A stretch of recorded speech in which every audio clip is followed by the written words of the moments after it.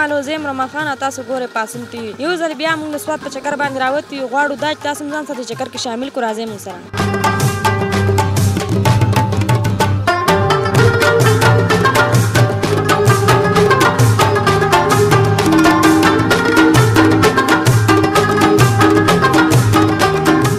مزیدار ده، برابر ده چې موږ ته د روډ نه صرف لږ مشکلات دي او انشاءالله چې دا روډ برابر شي سیلانیان به نور هم سیوا شي.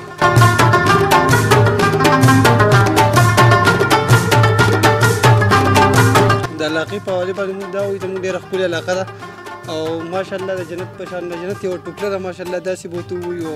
خو صرف زموږ دا کوم حکمرانان چې دي ورته هېڅ توجه نه ورکوي. که هېڅ توجه دې ته ورکړله ماشاءالله دې باندې داسې ښه کارونه وکړي. زموږ د روډ ته وګورئ، دا روډ ډېر زیات خراب دی.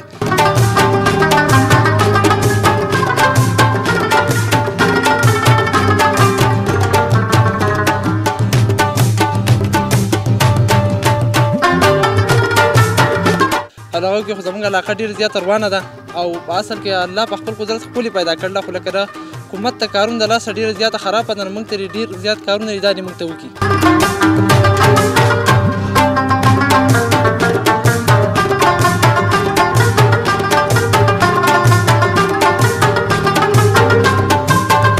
زموږ په علاقه کې ډېر مشکلات دي.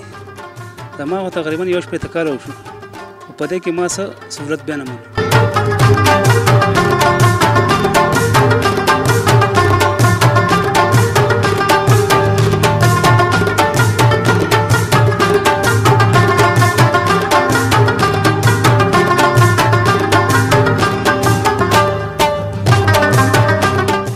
دا ډېره ښایسته علاقه ده، څنګه چې تاسو ته معلومه ده. زموږ نه مخکې به نورو کتونکو هم ویلي، خو که موږ وګورو نو د دې غټ مسایل چې دي نو دا روډ دی او یو ځای چې دی د سیر و سیاحت لپاره چې هغې ته ټرانسپورټ سهولت وي نو ډېر ښه خلک ورته راشي او ویني لیدل کتل وشي، هغه علاقه انجای کړي. خو انفارچونیټلی زمونږ د علاقې دا زیات دا مسایل چې کوم دي ډېر وخت نه دغه شانتې موجود دي او زمونږ انشاءالله اوس همیشه لپاره چې کوم دی حکومت وخت د خلکو دا تمه وي چې دوی به څه وکړي او تبدیلي به راشي. انشاءالله دې ځل یو نوی پاکستان په نوم باندې ګورنمنټ جوړېدو واله دی او امید لرو چې دا مسایل به هغې حل کوي انشاءالله.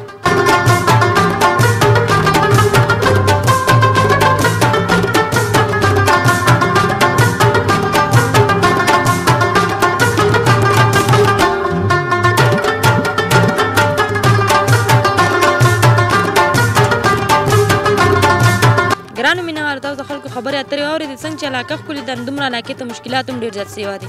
خلکو د حکومت نه دا مطالبه کړې ده چې زموږ مشکلات ژر تر ژره حل کړی شي. د راتلونکي پروګرام پورې خپله خور رحمان خان اجازت ورکړئ. د الله په امان.